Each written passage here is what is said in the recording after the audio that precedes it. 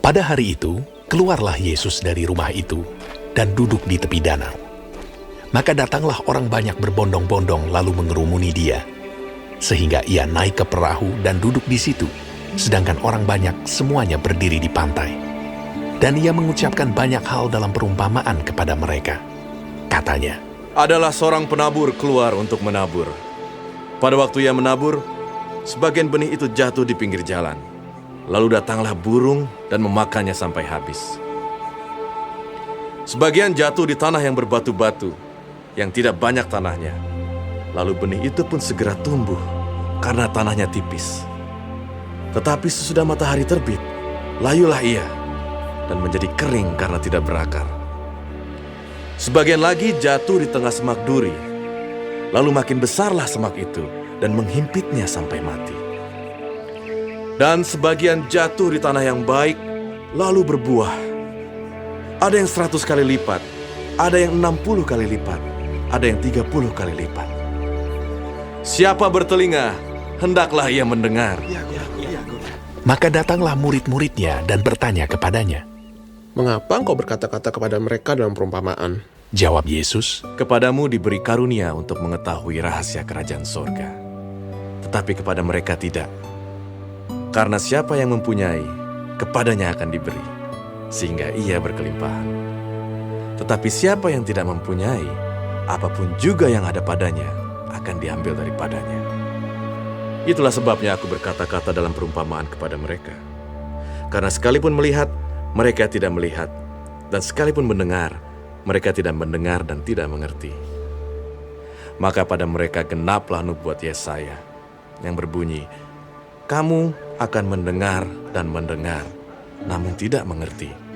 Kamu akan melihat dan melihat, namun tidak menanggap. Sebab hati bangsa ini telah menebal, dan telinganya berat mendengar, dan matanya melekat tertutup. Supaya jangan mereka melihat dengan matanya, dan mendengar dengan telinganya, dan mengerti dengan hatinya, lalu berbalik, sehingga aku menyembuhkan mereka. Tetapi berbahagialah matamu, karena melihat, dan telingamu karena mendengar. Sebab aku berkata kepadamu, sesungguhnya banyak nabi dan orang benar ingin melihat apa yang kamu lihat, tetapi tidak melihatnya. Dan ingin mendengar apa yang kamu dengar, tetapi tidak mendengarnya. Karena itu, dengarlah arti perumpamaan penabur itu.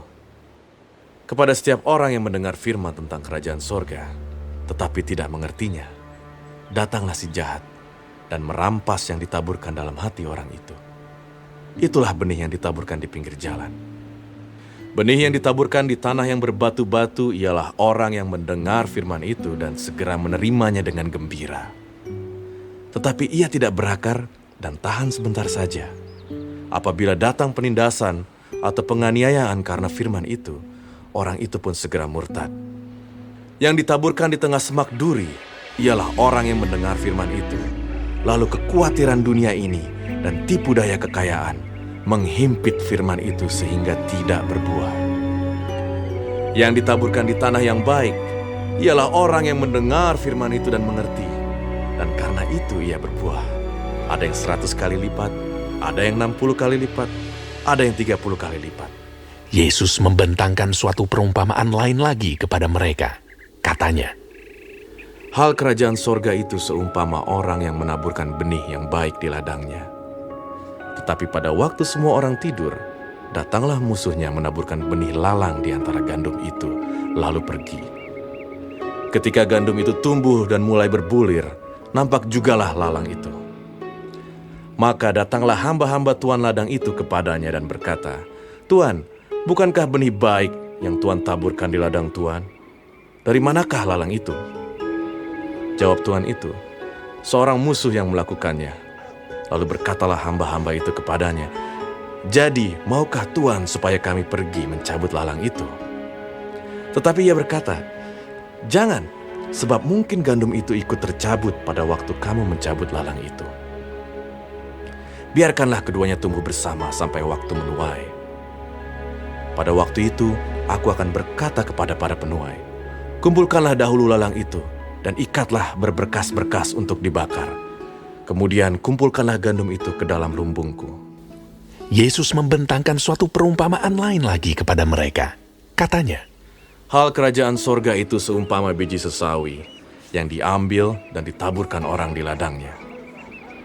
Memang, biji itu yang paling kecil dari segala jenis benih. Tetapi apabila sudah tumbuh, sesawi itu lebih besar daripada sayuran yang lain, bahkan menjadi pohon, sehingga burung-burung di udara datang bersarang pada cabang-cabangnya. dan ia menceritakan perumpamaan ini juga kepada mereka. Hal kerajaan sorga itu seumpama ragi yang diambil seorang perempuan dan diadukkan ke dalam tepung terigu 3 sukat sampai khamir seluruhnya. Semuanya itu disampaikan Yesus kepada orang banyak dalam perumpamaan. Dan tanpa perumpamaan, suatu pun tidak disampaikannya kepada mereka, supaya genaplah firman yang disampaikan oleh Nabi. Aku mau membuka mulutku mengatakan perumpamaan. Aku mau mengucapkan hal yang tersembunyi sejak dunia dijadikan. Maka Yesus pun meninggalkan orang banyak itu, lalu pulang. Murid-muridnya datang dan berkata kepadanya, Jelaskanlah kepada kami perumpamaan tentang lalang di ladang itu. Ia menjawab, katanya, Orang yang menaburkan benih baik ialah anak manusia. Ladang ialah dunia. Benih yang baik itu anak-anak kerajaan, dan lalang anak-anak si jahat. Musuh yang menaburkan benih lalang ialah iblis. Waktu menuai ialah akhir zaman, dan para penuai itu malaikat. Maka seperti lalang itu dikumpulkan dan dibakar dalam api, demikian juga pada akhir zaman. Anak manusia akan menyuruh malaikat-malaikatnya, dan mereka akan mengumpulkan segala sesuatu yang menyesatkan, dan semua orang yang melakukan kejahatan dari dalam kerajaannya. Semuanya akan dicampakkan ke dalam dapur api. Di sanalah akan terdapat ratapan dan kertakan gigi. Pada waktu itulah, orang-orang benar akan bercahaya seperti matahari dalam kerajaan Bapa mereka. Siapa bertelinga, hendaklah ia mendengar. Hal kerajaan sorga itu seumpama harta yang terpendam di ladang, yang ditemukan orang, lalu dipendamkannya lagi. Oleh sebab sukacitanya, pergilah ia menjual seluruh miliknya, lalu membeli ladang itu. Demikian pula hal kerajaan sorga itu seumpama seorang pedagang yang mencari mutiara yang indah. Setelah ditemukannya mutiara yang sangat berharga, ia pun pergi menjual seluruh miliknya, lalu membeli mutiara itu. Demikian pula hal kerajaan sorga itu seumpama pukat yang dilabuhkan di laut, lalu mengumpulkan berbagai-bagai jenis ikan. Setelah penuh, pukat itu pun diseret orang ke pantai, lalu duduklah mereka dan mengumpulkan ikan yang baik ke dalam pasu, dan ikan yang tidak baik mereka buang. Demikianlah juga pada akhir zaman. Malaikat-malaikat akan datang memisahkan orang jahat dari orang benar, lalu mencampakkan orang jahat ke dalam dapur api. Di sanalah akan terdapat ratapan dan kertakan gigi. Mengertikah kamu semuanya itu? mereka menjawab. Ya, kami mengerti. Maka berkatalah Yesus kepada mereka, Karena itu, setiap ahli Taurat yang menerima pelajaran dari hal kerajaan sorga itu, seumpama tuan rumah yang mengeluarkan harta yang baru dan yang lama dari perbendaharaannya. Setelah Yesus selesai menceritakan perumpamaan-perumpamaan itu, ia pun pergi dari situ.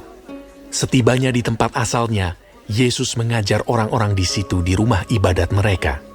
Maka takjublah mereka dan berkata, Dari mana diperolehnya hikmat itu dan kuasa untuk mengadakan mujizat-mujizat itu?